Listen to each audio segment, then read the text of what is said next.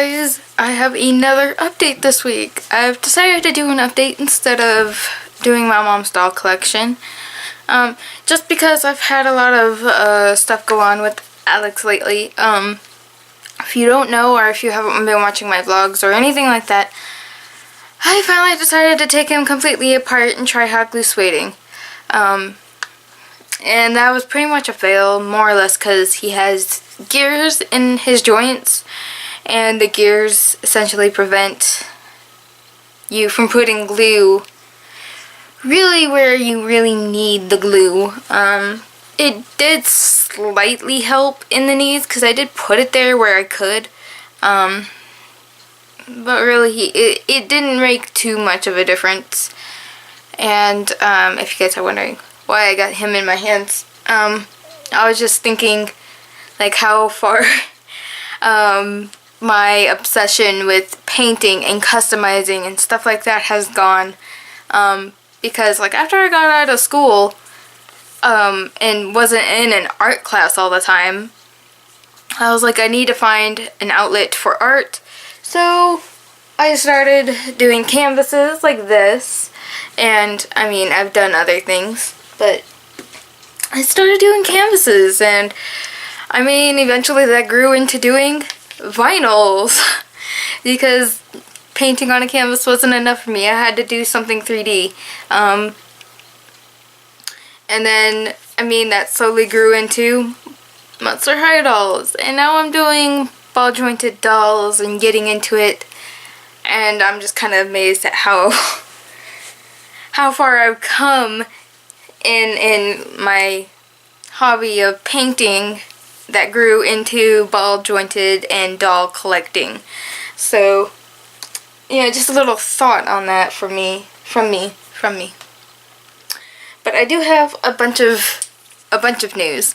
Not only did I disassemble Alex to try hot glue sueding, I did his tattoos, I redid his face up, and not only that, I have other dolly news, which if you've been looking or watching my vlogs, you guys already know somewhat what's going on. And I don't know why I said that like that. But anyway, so where's the book? I got my book right here. Okay, so first off, let me settle Alex first. And can I say how much I love him in this I'm just chilling kind of pose. I did put his cloak back on, but here's his face. I'm gonna have to straighten him out. There we go.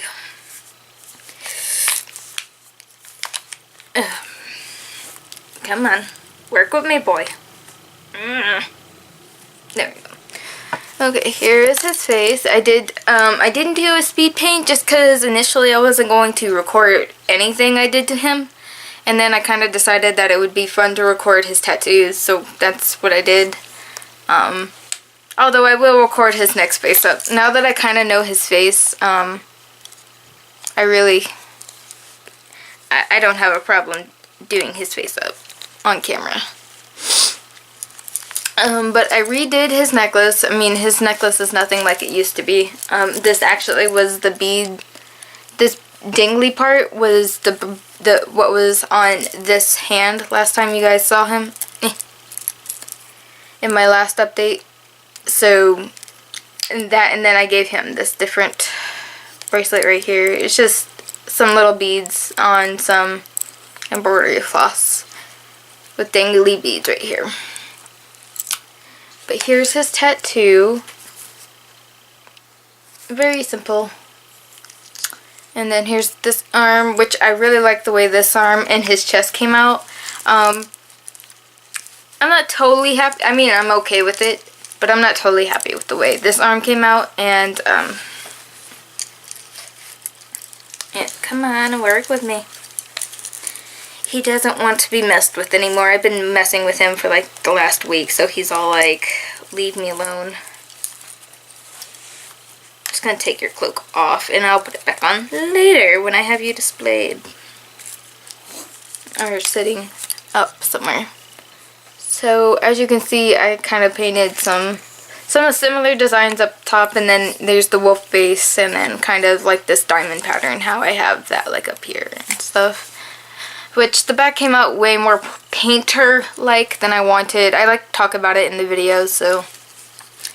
But yeah, I really like how that came out, and then like I watched Swan's video today, kind of, and a few other ones where she does her face-ups, and I'm like, why couldn't I watch that before I did all of this? But it's fine. Now I know like different ways of doing his face and stuff like that when I need to do it. I can actually get him to stand somewhat better. He still is a pain in the butt to stand, but nonetheless, I guess it is somewhat a success. And I think I might give you a tidbit of a story at the end. But the next thing I have, if you guys don't recognize this, this is the book I was kind of doing the Phoenix Chronicles in, and then I kind of got bored with it, like you can see here, Phoenix Chronicles, and then like I have like their information and stuff like that, and here's Maya's story and a little sketch of her, which pretty much is a fail. And then like I pretty much got bored with the story. Like mainly it was, I'm sorry I didn't finish their story. It's just I was working on all of them so much, and I was working on the story so much and so quick that I got burnt out of it. I think I will do a video summarizing their story, and if there's something you guys want answered or whatever, I think I'll do just another video. And I think I'll just go at it like that, because I don't want to do his story the same way. I want to go at it slow and kind of slowly give you bits.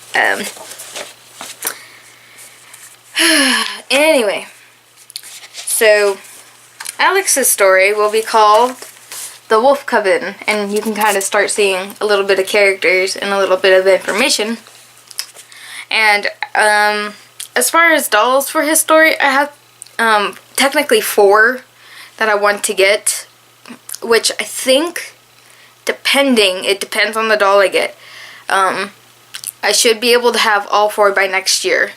And I mean that includes Alix. So there's Alix, there's his best friend, there's a little girl that's involved, and then there's his mother. So there's those 4 characters, which his mom is most likely going to be the last doll I get, because I think I want to get her in an SD size, like 60 centimeters or bigger. But yeah, and then I do have tiny characters that I want to get like in a smaller size. But the next doll I'm getting, yes, I pretty much decided on the next doll I'm getting. Hopefully I'll be able to order her by Christmas, or I mean like closer towards Christmas time. I'm having a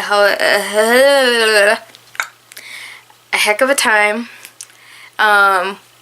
waiting, which is the whole thing with this hobby. You gotta get used to waiting. But alright, that's Alix. That was a derp moment, I'm sorry. But yeah, here's the drawing of Alix. I did draw him before I did his face, and then I did his face up, and I redrew him in with his little profile up here. Here's like information, like what type of doll he is, his wig size, eye size, height, the date I got him, and then how old he is at present. So it's just little information more or less for me, not for like highly important information. But anyway, this is going to be the little girl I get next. Her name's going to be Kira, K-I-R-A, and I think you spell it other ways, and I think you spell Alix A-L-E-X. Like, I'm dyslexic if you guys don't know, so I spell things horribly wrong and don't know I'm spelling them wrong until someone like points it out. And then, so like I've been spelling Alix A-L-I-X for like the longest time. Like I even wrote it in like the book I had before this, like before I even got him. And my sister had pointed it out on one of my Instagram posts. Not like she pointed it out in the post. She was with me and she was like, oh, you spell it different. And I'm like, I spell it different. And I was like, how is it supposed to be spelled? And she's like, Alex. But I like that you spell it different. I like that it's different. And I was like, oh, cool. So I just spell things the way they spell them, and then that's the way their name is, whether it's wrong or not. And that was really long-winded, I'm sorry. But here she is. Her colors are basically going to be pinks, really. And if there is purple, it's more of like a pinky purple, and black. And then she does have toon tone hair, not like Alix, more or less. The whole thing with her is, like, I don't want to tell you her story because her story is important on how she looks. So, yeah, and I don't want to tell you her story until I have her. So basically, this is what she is. I'm sorry if that's like, so she is a Babobi Pixiu, and I went on another site and it said that it isn't Babobi but Resin Soul. It was like some other thing that went through Babobi, so I don't know if she's actually Babobi or if it's this other company that goes through Babobi. But yeah, I'm gonna get her. She's supposed to be a dragon kind of thing, half dragon, half human, whatever. If you guys don't know, I'm really into anthro dolls, which is really bad for this hobby because anthro dolls are so expensive. It's not even funny. Depending on the company, but for the most part, anthro dolls do go for a little bit more than normal dolls. Like, I consider Alix an anthro doll, even though he is not anthro, if you guys know what I mean. Like, he has the pointed ears, he has the teeth, he has some slightly exaggerated features in his face, but he doesn't have any animal features in his body, which is why he's not anthro. But anyway, so she's gonna be a dragon girl. Basically, she's half human, half dragon, which is why she looks the way she looks. That's why she has two different colored eyes. That's why her hair is two different colors, and she looks a lot her doll looks a lot softer than her drawing. You can see she looks a little more fierce in her drawing, which, by the way, I'm happy I'm getting a little bit better at drawing human faces. But yeah, I got that planned. Hopefully I'll be able to get her soon. I'm going to be ordering the wig from the same person I got Alix's wig. I had messaged her because on Junkie Spot, it doesn't actually say like what wig size she is, it just gives head size. And that in relation to the sizes she has on her site, I was kind of confused. One, I mostly only know like 6'7" or 7'8". I think Alix is a 7'8" wig, so mostly I only know those kind of sizes, and what she has on her site is like mini fee, can't English, Pookie fee, mini fee, different, it's based on doll, so, or it's MSD, Yao, which I think is pronounced Yao, I'm sure I'm saying it wrong, or SD, are pretty much the different sizes she has on there. So I was having a hard time in relation to figuring out what size wig she is going to wear, which I think we pretty much decided it was like a Yao sized wig, and I hope I'm saying that correctly.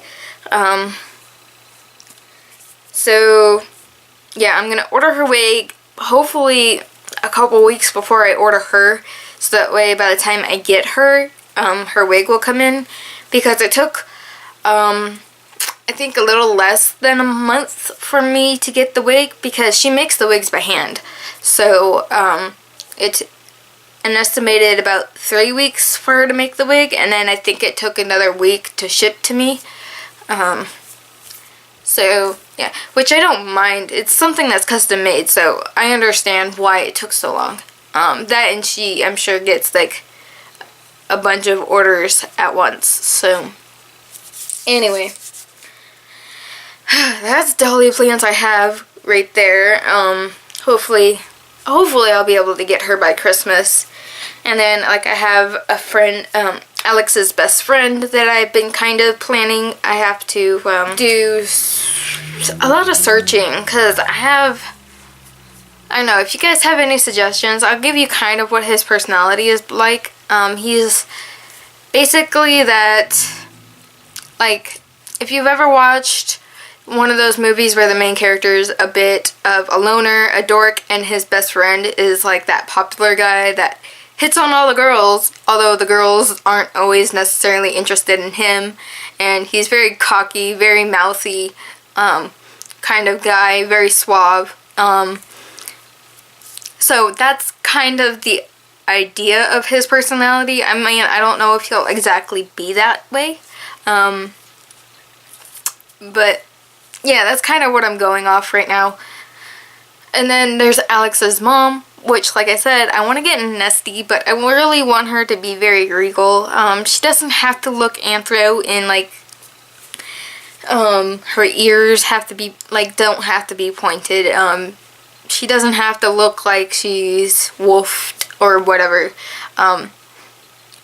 Like, the main point is I want her to look very regal, very just so kind of, because a lot of sculpts I see that are artisty look very girly and very cutesy, and I don't want her to look very cutesy. I want her to look not necessarily hard, but I want her to look very, I don't know how to word that, but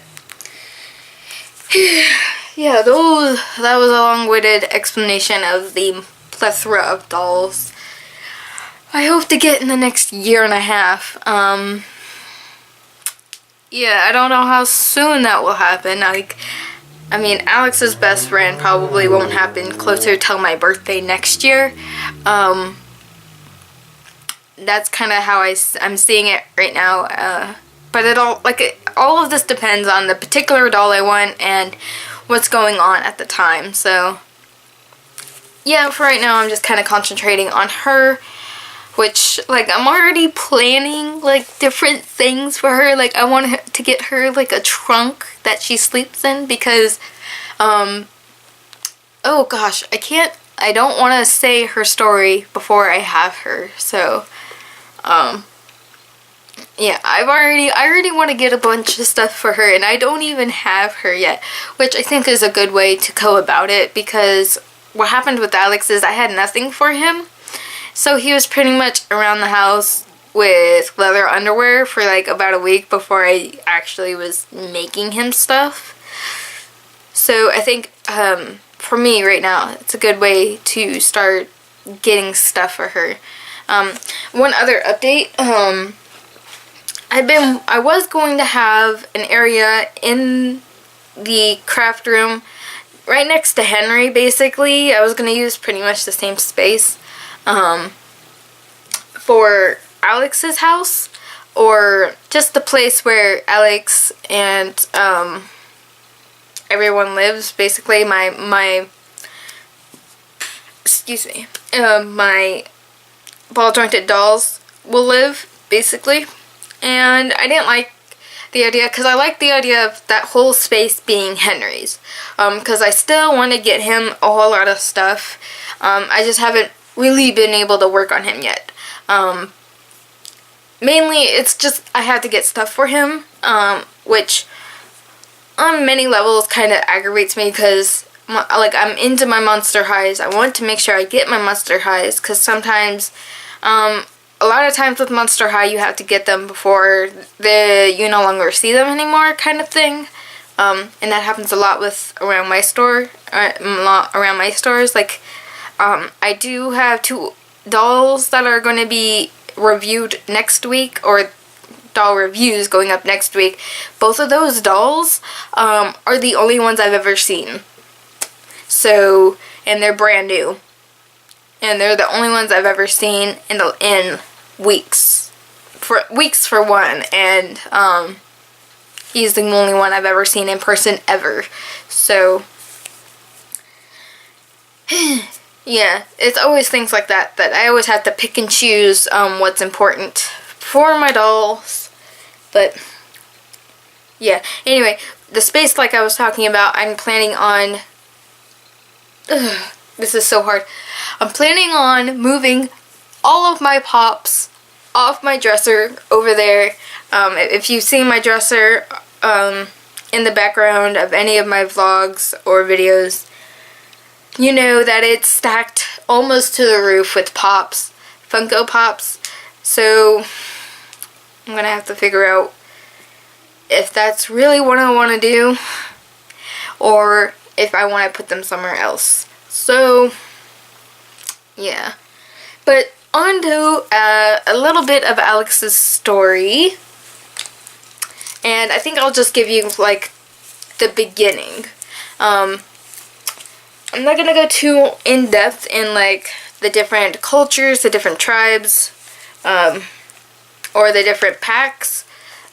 Basically, Alix comes from the blue tribe, human wolf tribe. The wolf packs are based off of natural hair color because each pack is basically, their natural hair color is either like gray or black or blonde or any of those kind of things. So that's why they're based on natural hair color. Whereas with the tribes, they're based on colors that don't usually come in nature. So it's easier to distinguish between tribes and packs. But anyway, I just kind of wanted to give that quick snippet, or you guys know what I mean. So, Alix. I guess we'll start at year 1. Or, well, we don't know when he was born or what happened. But basically, if he's in the same world as the Phoenix sisters, if you guys don't know. I think I said that before, but I'm gonna say it again. So, you guys know, and this happened probably 400 years pre-present, because the Phoenix sister story pretty much happens present.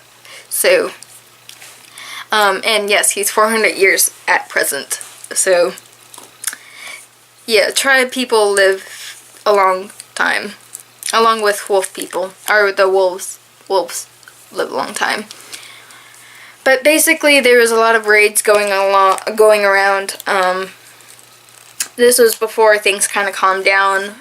This is like when things first started getting really bad for magical folk.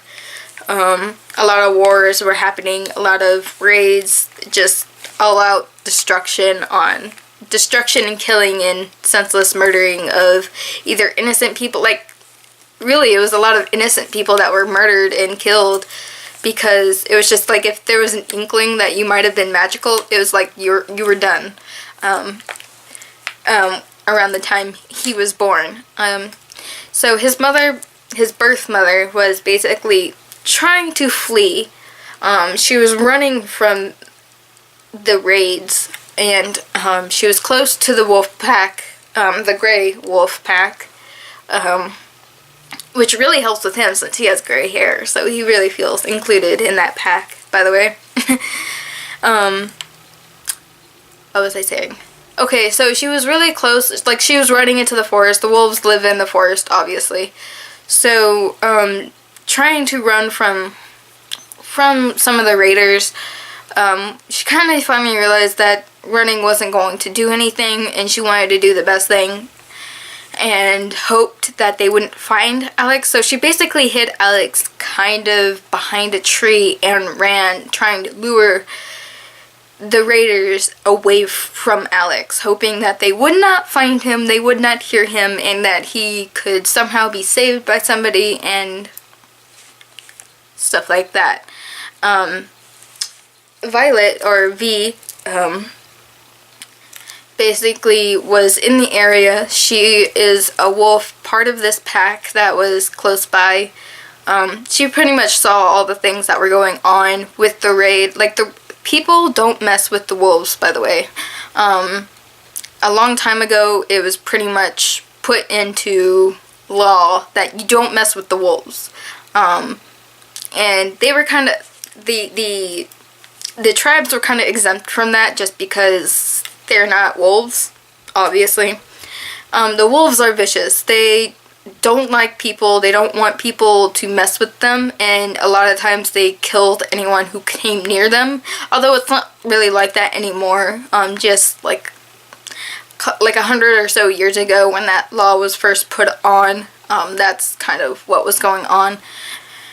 But V was just walking in the area because of the raids, making sure no one was coming near the pack, and she was doing it to make sure no one was just gonna run into the pack and get killed, because she doesn't like that. She doesn't like people to just die for no reason. She doesn't necessarily care for the law, and a lot of wolves just uphold the law no matter what. But she sees this woman hide her baby from the raiders, and sadly sees this woman get murdered. It's a sacrifice she did to save her child, and that's not something she saw very often, because if you can already get the hint, humans aren't very nice and aren't very kind, so she doesn't very much see kindness and just a willingness to just die for somebody that you care about. So she picked up the child and just decided, he's mine now. But the men heard him crying, because he obviously was crying. It's snowing and it's cold. There's a lot of noise going on, and he's scared. So obviously he's crying his eyes out. Well, they find the baby, and they find V. They lunge at the baby.